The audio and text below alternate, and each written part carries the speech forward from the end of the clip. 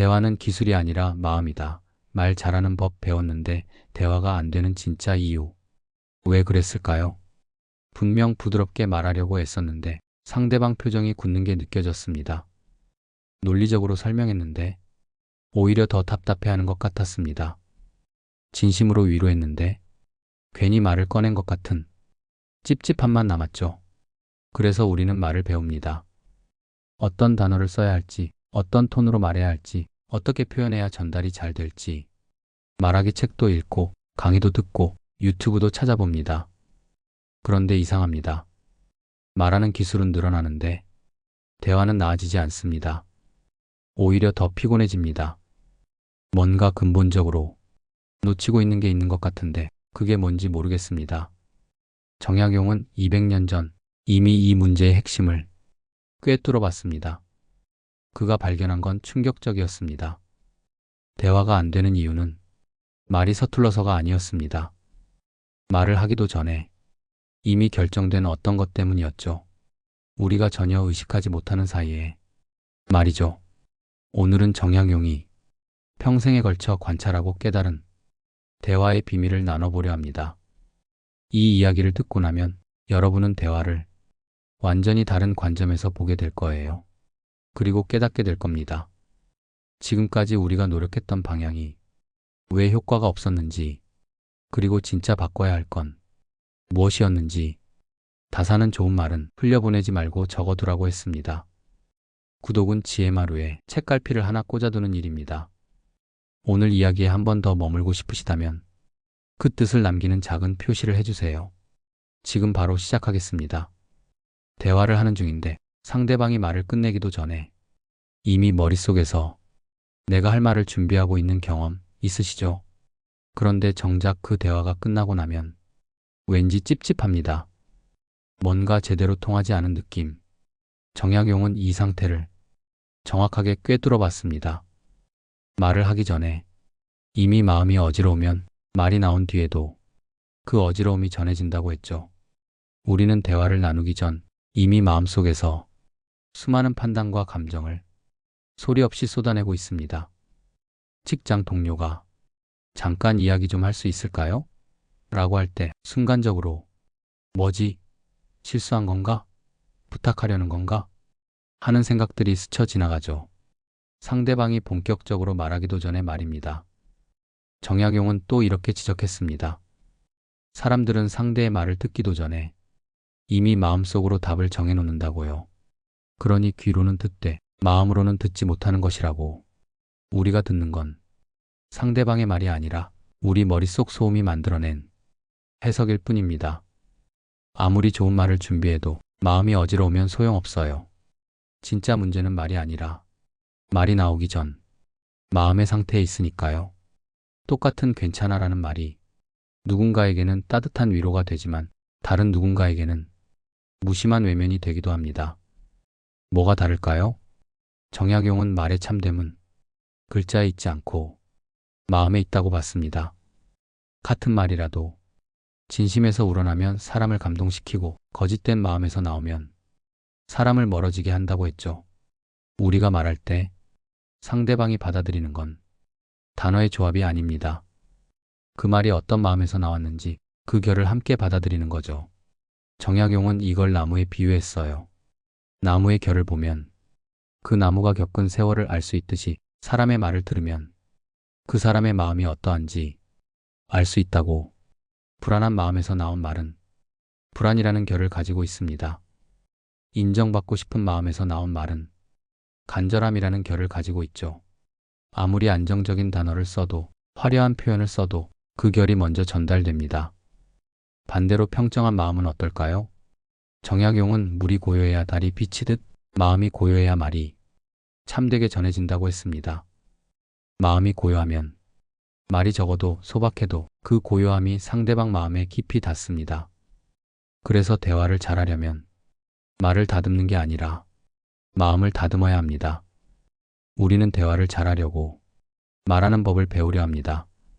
하지만 정약용은 입을 다스리려 하기 전에 먼저 마음을 다스려야 한다고 말했습니다.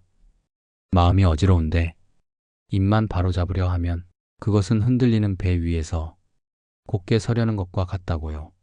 화가 났는데 억지로 부드럽게 말하면 어떻게 될까요? 말투는 부드러워도 그 말 속 화가 더 날카롭게 찌릅니다. 겉과 속이 다른 말은 오히려 상대방을 더 불편하게 만들죠. 정약용은 대화를 바꾸고 싶다면 말의 방법이 아니라 마음의 방향을 바로잡아야 한다고 봤습니다. 마음이 향하는 곳이 바르면 말은 저절로 따라온다고요. 누군가와 논쟁할 때를 생각해 보세요.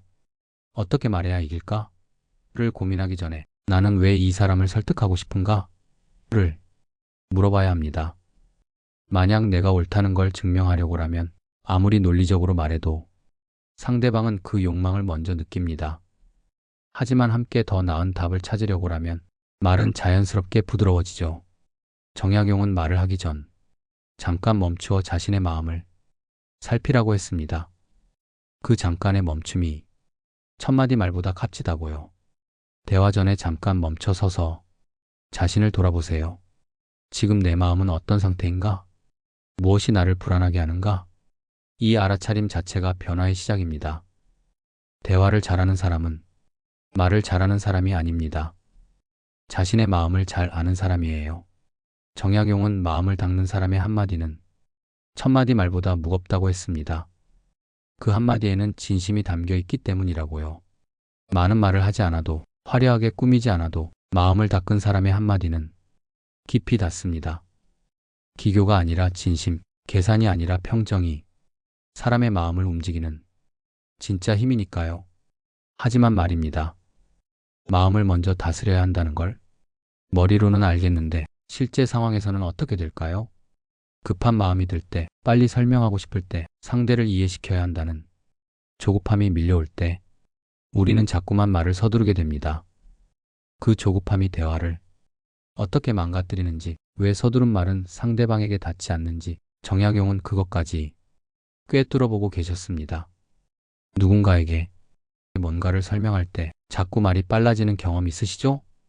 이 사람이 이해 못하면 어쩌지 하는 불안이 생기면 우리는 자연스럽게 말을 더 많이 더 빠르게 하게 됩니다. 정약용은 이 조급함의 정체를 정확히 봤습니다. 급히 말하려는 마음은 상대를 이해시키려는 것이 아니라 자신의 불안을 덮으려는 것이라고요.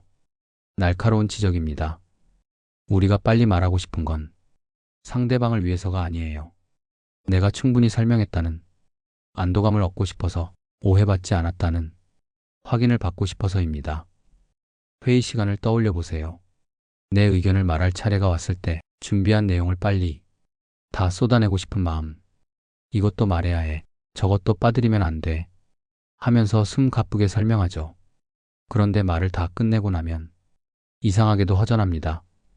뭔가 제대로 전달되지 않은 것 같은 느낌. 정약용은 이렇게 말했습니다. 말이 급한 사람은 자신이 말하고 있다고 생각하지만 실은 불안이 말하고 있는 것이라고. 그렇습니다. 조급하게 쏟아낸 말들은 우리 자신이 한 말이 아니에요. 우리 안의 불안이, 인정받고 싶은 욕구가, 통제하고 싶은 마음이 대신 말하고 있는 겁니다. 상대방은 그 말의 내용보다 그 조급함을 먼저 느끼게 되죠. 더 안타까운 건 조급함이 만든 말은 아무리 많아도 상대방의 마음에 닿지 않는다는 겁니다. 마치 빗나가는 화살처럼 많이 쏘아도 관역을 맞히지 못해요. 조급한 마음으로 말하면 이상한 일이 벌어집니다. 분명 더 많이 설명했는데 오히려 더 안 통하는 거예요. 정약용은 이 역설을 이렇게 표현했습니다. 조급한 마음에서 나온 100마디 말은 한마디만도 못하다고요. 말이 많아질수록 뜻은 흐려지고, 뜻이 흐려질수록 마음은 닿지 않는다고. 왜 그럴까요? 조급하면 우리는 같은 내용을 다른 방식으로 반복하게 됩니다.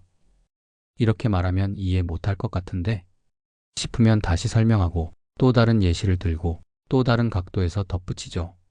말은 계속 늘어나지만 정작 핵심은 점점 더 흐려집니다. 정약용은 이걸 물에 비유했어요. 맑은 물 한 바가지가 흐린 물 10바가지보다 갈증을 더 잘 해소한다고요. 말도 그러하니 명료한 한마디가 장황한 100마디보다 낫다고. 조급함은 말을 흐리게 만듭니다. 핵심을 정확하게 말하는 게 아니라 온갖 부연 설명으로 핵심을 덮어버리는 거예요. 듣는 사람 입장에서는 그래서 결론이 뭔데? 라는 생각이 들 수밖에 없죠. 더 큰 문제는 이겁니다.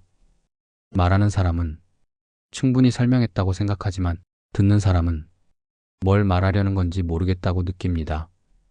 이 괴리가 오해를 만들고 답답함을 만들고 결국 관계를 멀어지게 하죠. 정약용은 이렇게 경고했습니다. 서두르는 말은 듣는 이의 귀를 피곤하게 하고 마음을 닫게 한다고요. 말이 길수록 사람은 멀어진다고. 그렇다면 어떻게 해야 할까요? 정약용은 의외의 답을 줍니다. 말을 줄이는 것이 아니라 마음을 늦추는 것이라고요. 마음이 느려지면 말은 저절로 간결해진다고. 말을 줄이려고 억지로 애쓸 필요 없습니다. 마음을 늦추면 되는 거예요. 마음이 급하니까 말이 많아지는 건데 마음이 느려지면 자연스럽게 필요한 말만 나오게 됩니다. 하지만 마음을 늦춘다는 게 쉽지 않죠. 특히 중요한 순간일수록 더 급해지니까요.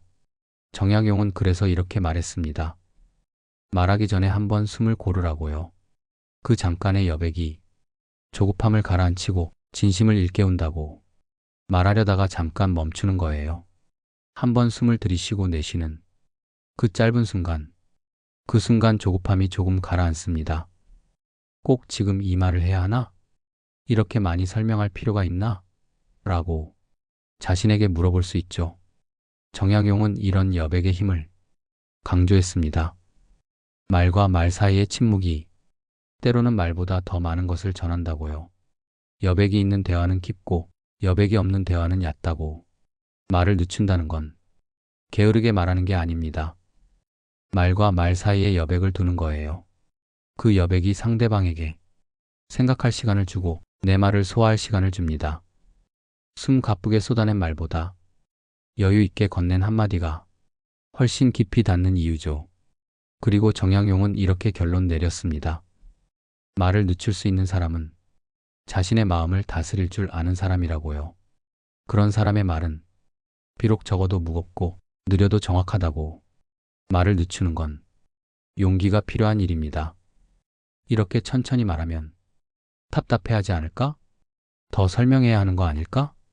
하는 불안을 견뎌야 하니까요. 하지만 그 용기가 있을 때 우리 말은 비로소 상대방의 마음에 닿을 수 있습니다. 조급함을 내려놓고 말을 늦추고 여백을 두는 것. 말이야 쉽지만 실천하기는 어렵습니다. 그런데 생각해보면 말을 늦춘다는 건 결국 듣기 위한 공간을 만드는 거예요. 내가 말을 쏟아내는 시간을 줄여야 상대방의 말을 받아들일 여유가 생기니까요.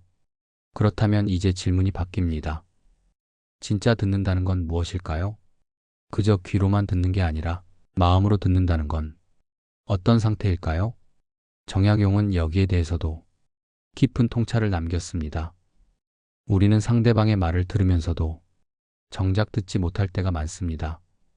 눈은 상대방을 보고 귀는 그 사람의 말을 듣고 있는데 마음은 이미 다른 곳에 가 있어요. 정약용은 이 상태를 날카롭게 지적했습니다. 귀로는 듣되 마음으로는 듣지 못하는 것, 이것이 사람들이 대화에서 겪는 가장 큰 병폐라고요. 왜 이런 일이 벌어질까요? 상대방이 말하는 동안 우리 마음속에서는 무슨 일이 일어나고 있을까요? 누군가 자신의 고민을 털어놓을 때를 생각해 보세요. 그 사람이 요즘 회사 일이 너무 힘들어라고 말하는 순간 우리 머릿속에서는 이미 판단이 시작됩니다. 그 정도는 다들 겪는 건데 내가 조언해 줄 수 있는 게 뭐가 있을까? 나도 비슷한 경험이 있는데. 이런 생각들이 상대방의 말과 동시에 일어나요. 정약용은 이렇게 말했습니다. 상대가 말할 때 이미 마음속에 판단을 가득 채워놓으면 그의 말은 들리지 않고 오직 자신의 생각만 들릴 뿐이라고요. 정말 그렇습니다. 우리는 상대방의 말을 듣기도 전에 이미 마음속에 답을 준비해 놓고 있어요. 해결책을, 조언을, 반론을, 공감의 말을 미리 세팅해 두는 거죠. 그러니 정작 상대방이 진짜 하고 싶은 말은 우리 귀를 통과해 버립니다. 더 큰 문제는 이겁니다. 우리는 나는 잘 듣고 있어라고 착각한다는 거예요.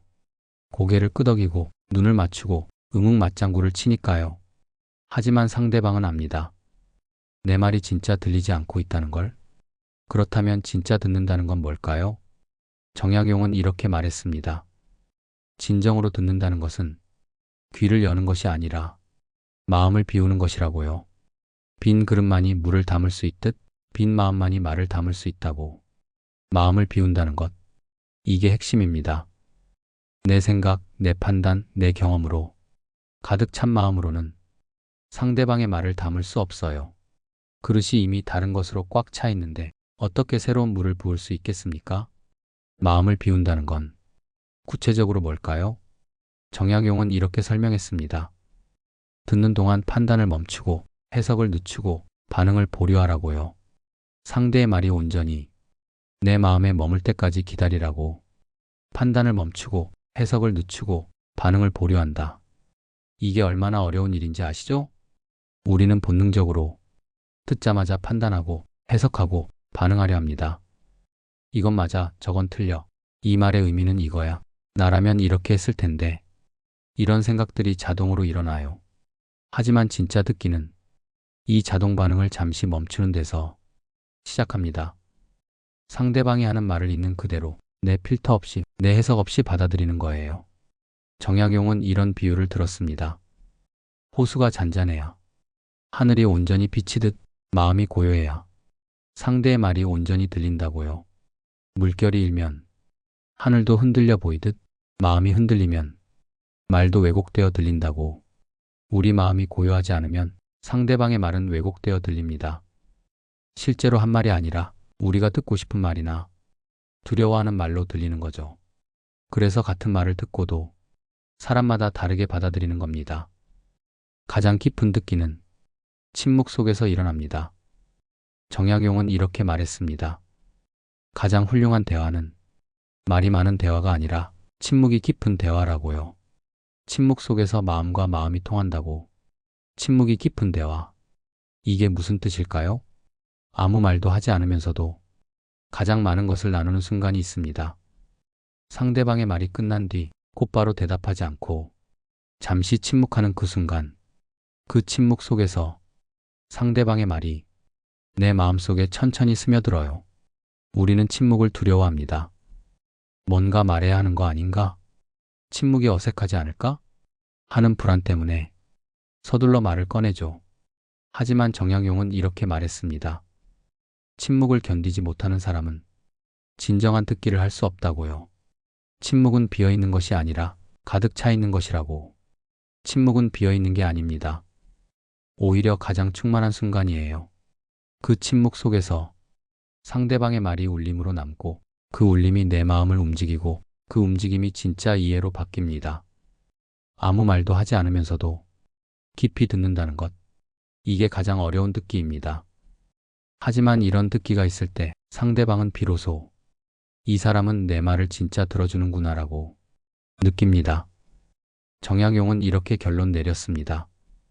듣는 마음이 온전한 사람은 말하지 않아도 상대를 위로하고 조언하지 않아도 길을 보여준다고요.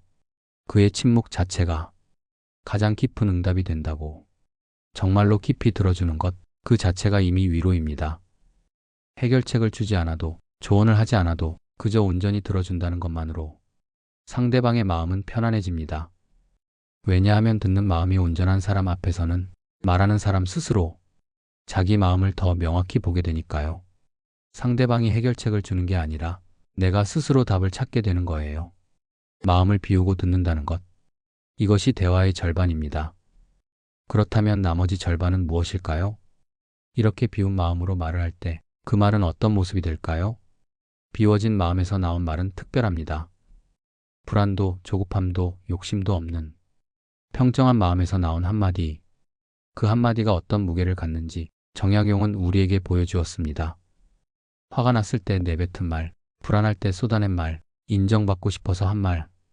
이런 말들은 왜 나중에 후회가 될까요? 정약용은 이렇게 말했습니다. 감정에 휘둘린 말은 칼날처럼 날카로우나 무게가 없고 평정한 마음에서 나온 말은 깃털처럼 가벼우나 무게가 있다고요. 감정이 실린 말은 강렬합니다. 순간적으로 상대방을 압도하죠. 화난 목소리, 불안한 어조, 간절한 눈빛, 이런 것들이 말에 힘을 싣는 것처럼 보여요. 하지만 그 힘은 오래가지 않습니다. 화를 내며 한 말은 상대방에게 상처를 남기지만 정작 그 말의 내용은 기억되지 않습니다. 기억되는 건 화냈다는 사실뿐이에요. 불안한 마음으로 쏟아낸 설명은 길지만 상대방은 그 불안만 느낄 뿐 내용은 받아들이지 않죠. 정약용은 이렇게 경고했습니다. 분노로 한 말은 바람에 흩어지고 불안으로 한 말은 물에 스며들지 못한다고요. 욕망으로 한 말은 듣는 이의 귀를 닫게 만든다고. 왜 그럴까요? 감정이 실린 말은 흔들림이 있기 때문입니다. 말하는 사람 자신도 그 말의 중심을 잡지 못해요. 화가 나서, 불안해서, 욕심이 나서 내뱉은 말은 사실 내가 하고 싶은 말이 아니라 감정이 하는 말입니다. 그래서 나중에 후회하는 거예요. 왜 그런 말을 했을까? 진짜 하고 싶었던 말은 그게 아니었는데 하고요. 감정이 가라앉고 나면 그 말이 내 진심이 아니었다는 걸 깨닫게 됩니다. 그렇다면 평정한 마음에서 나온 말은 어떻게 다를까요? 정약용은 이렇게 말했습니다. 고요한 마음에서 나온 말은 크지 않아도 멀리 울리고 많지 않아도 깊이 닿는다고요. 마치 잔잔한 물에 돌을 던지면 파문이 멀리 퍼지듯이 평정한 말은 화려하지 않습니다. 목소리를 높이지도 않고 감정을 과하게 드러내지도 않아요. 심지어 말수도 적습니다. 하지만 그 한마디 한마디가 무겁습니다. 왜 그럴까요? 정약용은 이렇게 설명했습니다. 마음이 평정하면 말에 흔들림이 없다고요. 흔들림이 없는 말은 듣는 이의 마음 깊숙이 가라앉아 오래 머문다고. 평정한 마음에서 나온 말은 중심이 있습니다. 말하는 사람 자신이 자기 말의 무게중심을 정확히 잡고 있어요. 그래서 듣는 사람도 그 말을 안정적으로 받아들일 수 있습니다. 역설적이게도 평정한 말은 가볍습니다. 무거운 감정에 짐이 없으니까요. 하지만 그 가벼움이 오히려 깊이를 만듭니다. 정약용은 이렇게 비유했습니다. 무거운 돌을 물에 던지면 소리만 크게 나고 가라앉지만 가벼운 나뭇잎은 소리 없이 물 위에 머문다고요. 말도 그러하니 감정의 무게가 아니라 진심의 가벼움이 오래 남는다고. 평정한 말은 강요하지 않습니다. 이렇게 생각해야 해. 너는 틀렸어. 내 말이 맞아. 같은 압박이 없어요. 그저 담담하게 자기 생각을 나눌 뿐입니다. 그래서 듣는 사람도 방어적이지 않게 되고 마음을 열어 그 말을 받아들이게 되죠. 우리 인생에서 기억에 남는 말들을 떠올려 보세요. 누군가 큰 소리로 외친 말이 아니라 조용히 건넨 한마디가 더 오래 남아있지 않나요? 정약용은 이렇게 말했습니다. 기억에 남는 말은 강한 말이 아니라 평정한 말이고 많은 말이 아니라 진실한 말이라고요. 힘들 때 누군가 건넨 괜찮아라는 한마디, 실수했을 때들은 다음엔 더 잘할 거야 라는 한마디, 이런 말들이 오래 남는 이유는 그 말이 화려해서가 아닙니다. 평정한 마음에서 나왔기 때문이에요. 정약용은 이렇게 말했습니다. 평정한 사람의 한마디는 천마디 설득보다 강하고 고요한 마음에서 나온 위로는 100가지 조언보다 깊다고요. 그렇다면 어떻게 평정한 마음으로 말할 수 있을까요? 감정이 올라올 때, 불안이 밀려올 때 우리는 어떻게 마음을 평정하게 유지할 수 있을까요? 정약용은 이렇게 가르쳤습니다. 말하기 전에 먼저 마음을 살피라고요. 마음이 흔들리면 말을 멈추고 마음이 평정해질 때까지 기다리라고. 급한 말은 후회를 남기지만 기다린 말은 지혜를 담는다고. 말하기 전에 잠깐 멈추는 것, 마음이 평정한지 확인하는 것, 이것이 전부입니다. 마음이 흔들릴 때는 말하지 않고 기다리는 거예요. 그 기다림이 말에 무게를 더합니다. 평정한 마음으로 건넨 한마디는 상대방의 인생에서 오래 남습니다. 그 사람이 힘들 때마다 되새기는 말이 되고 방향을 잃었을 때 돌아오는 말이 되죠. 평정한 마음으로 말한다는 것, 이것이 대화의 정점입니다. 하지만 때로는 말보다 더 강력한 것이 있습니다. 바로 침묵입니다. 말하지 않음으로써 더 많은 걸 전하는 순간, 평정한 침묵이 평정한 말보다 더 깊이 닿는 순간이 있어요. 정약용은 이 침묵의 힘에 대해서도 깊이 통찰했습니다. 언제 말해야 하고 언제 침묵해야 하는지 그 절제된 지혜를 우리에게 전해주었죠. 대화 중에 침묵이 흐르면 우리는 불안해집니다. 뭔가 말해야 하는데, 이 침묵을 깨야 하는데 하는 생각이 들죠. 그래서 서둘러 아무 말이나 꺼내게 됩니다. 정약용은 이 강박을 정확히 봤습니다. 침묵을 두려워하는 마음이 불필요한 말을 낳는다고요.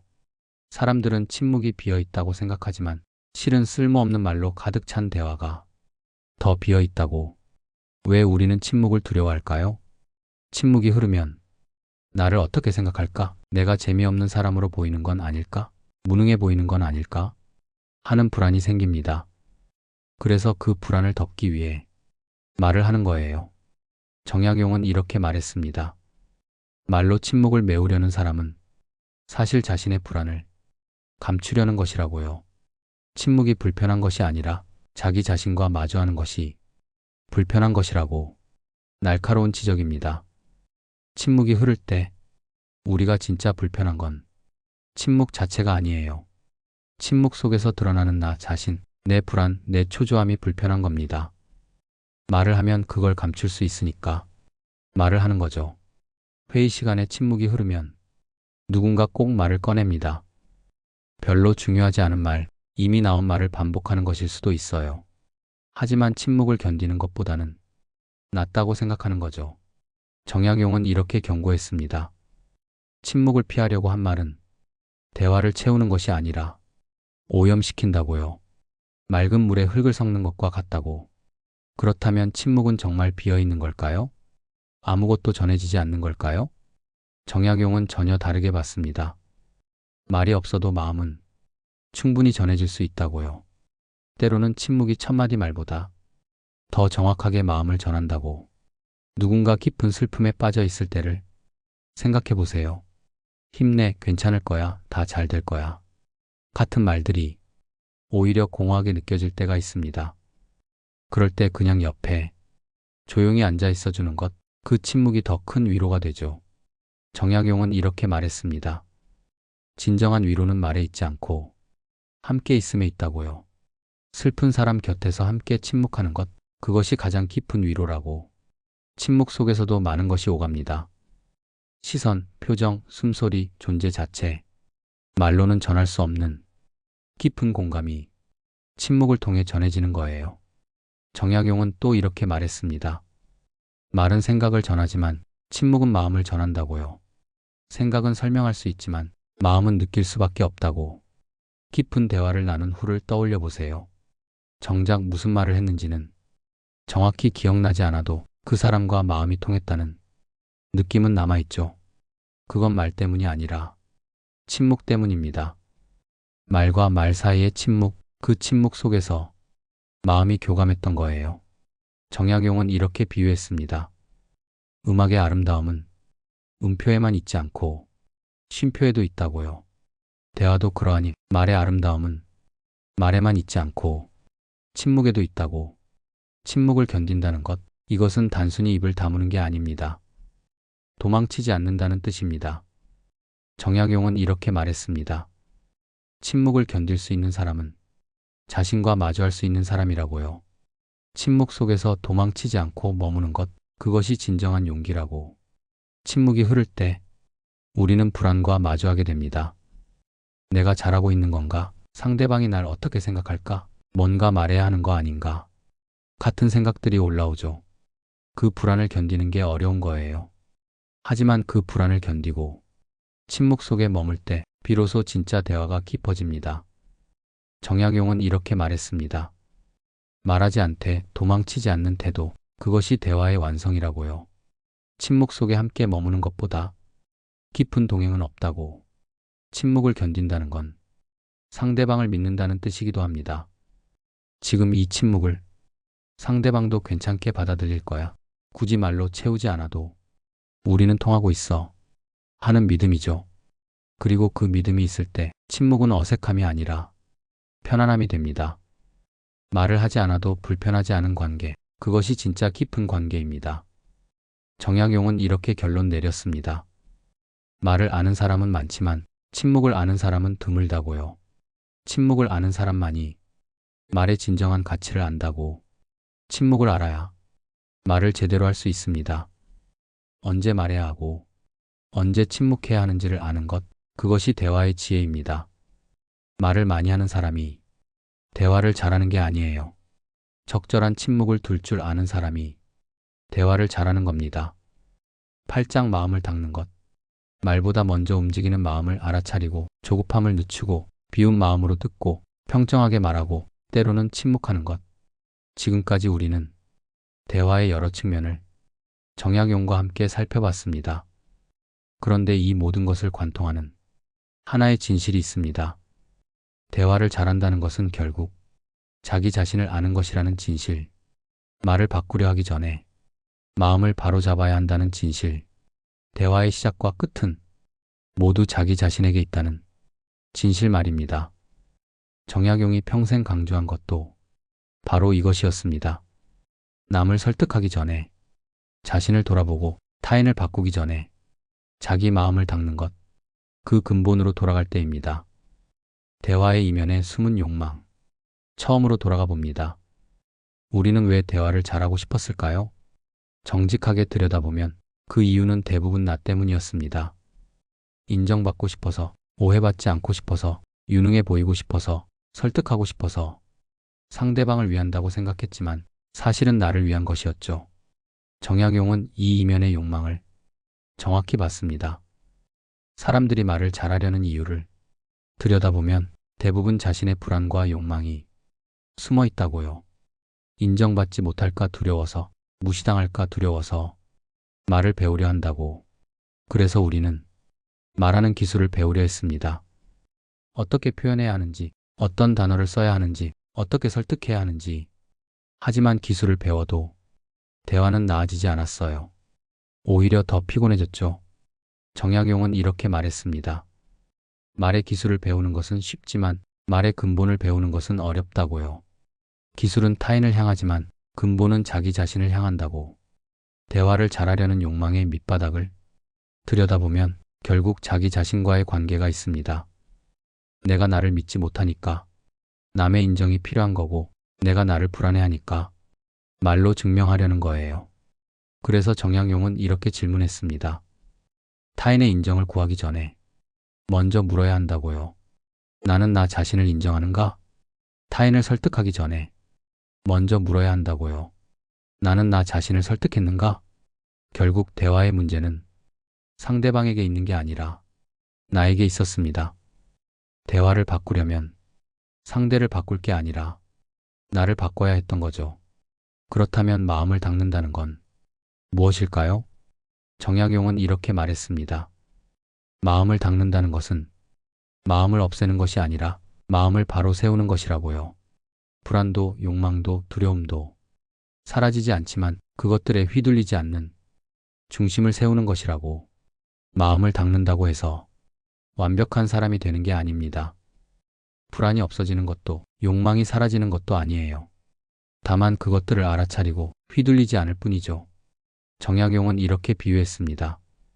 바람이 분다고 나무가 뿌리째 뽑히지 않는 것은 나무에 깊은 뿌리가 있기 때문이라고요. 마음도 그러하니 흔들림이 없는 것이 아니라 중심이 있는 것이라고. 마음을 닦는다는 것은 자신을 정직하게 마주하는 겁니다. 지금 내가 왜 이 말을 하려는가? 이 말 뒤에 숨은 욕구는 무엇인가? 나는 지금 무엇을 두려워하는가? 이런 질문을 자신에게 던지는 거예요. 정약용은 이렇게 말했습니다. 대화를 잘하는 것은 상대를 설득하는 기술이 아니라 자기 마음을 단정히 가꾸는 과정이라고요. 마음이 단정하면 말은 저절로 단정해진다고. 마음을 닦는다는 건 하루아침에 되는 일이 아닙니다. 매 순간 자신을 돌아보고 흔들릴 때마다 중심으로 돌아오는 연습이 필요해요. 말하기 전에 잠깐 멈추고, 들을 때 마음을 비우고, 침묵할 때 도망치지 않는 것. 이런 작은 실천들이 쌓여서 마음이 조금씩 닦이는 겁니다. 마음이 닦인 사람의 말은 다릅니다. 정약용은 이렇게 말했습니다. 마음이 닦인 사람의 말은 꾸미지 않아도 자연히 아름답고 많지 않아도 자연히 깊다고요. 그의 말은 그의 삶과 다르지 않기 때문이라고. 말과 삶이 하나가 된다는 것. 이것이 대화의 최종 목적지입니다. 입으로 하는 말과 실제 사는 모습이 같아지는 거예요. 그럴 때 말에는 진심이 담기고 그 진심이 상대방에게 닿습니다. 정약용은 이렇게 말했습니다. 말과 삶이 다른 사람의 말은 아무리 그럴듯해도 공허하고 말과 삶이 같은 사람의 말은 비록 소박해도 무겁다고요. 우리가 진짜 감동받는 말은 화려한 말이 아닙니다. 그 사람이 직접 살아낸 말, 몸으로 증명한 말입니다. 이렇게 살아야 한다고 말하면서 정작 자신은 다르게 사는 사람의 말은 공허해요. 하지만 말하는 대로 살고 사는 대로 말하는 사람의 한마디는 무겁습니다. 정약용은 이렇게 결론 내렸습니다. 진정한 대화는 기술이 아니라 삶이라고요. 어떻게 말할 것인가를 고민하기 전에 어떻게 살 것인가를 먼저 고민하라고. 결국 대화를 잘한다는 것은 삶을 잘 산다는 것과 다르지 않습니다. 평정하게 살려고 노력하면 평정하게 말하게 되고 진심으로 살려고 노력하면 진심이 담긴 말을 하게 됩니다. 마음을 닦는 사람의 한마디는 자연히 남습니다. 억지로 기억시키려 하지 않아도 상대방의 마음속에 오래 머물러요. 왜냐하면 그 한마디에는 그 사람의 삶 전체가 담겨 있기 때문입니다. 정약용과 함께한 여정이 여기서 마무리됩니다. 우리는 말보다 먼저 움직이는 마음을 알아차리는 것에서 시작했습니다. 조급함을 늦추고 마음을 비워듣고 평정하게 말하고 침묵의 깊이를 배웠죠. 그리고 마침내 깨달았습니다. 대화의 끝은 언제나 자기 자신이라는 것을. 정약용은 마지막으로 이렇게 말했습니다. 대화를 잘하려거든 말을 배우지 말고 마음을 닦으라고요. 말은 마음의 그림자일 뿐이니 마음이 바르면 말은 저절로 바르게 된다고. 이제 여러분의 차례입니다. 오늘부터 대화하기 전 잠깐 멈춰서 보세요. 말을 고르기 전에 마음을 먼저 살펴보세요. 그 작은 실천이 쌓여서 언젠가 여러분의 한마디는 누군가의 마음을 깊이 사로잡게 될 겁니다. 기교가 아니라 진심으로, 계산이 아니라 평정으로. 그것이 정약용이 우리에게 남긴 대화의 지혜입니다. 고요히 마음을 닦는 그곳에서 진짜 대화가 시작됩니다. 오늘 나눈 정약용 지혜마루 이야기가 지금의 당신 마음에 조금이라도 위로가 되었다면 구독 버튼으로 함께 해주셔도 좋겠습니다. 내일도 이 자리에서 또 다른 이야기로 찾아뵙겠습니다. 고맙습니다.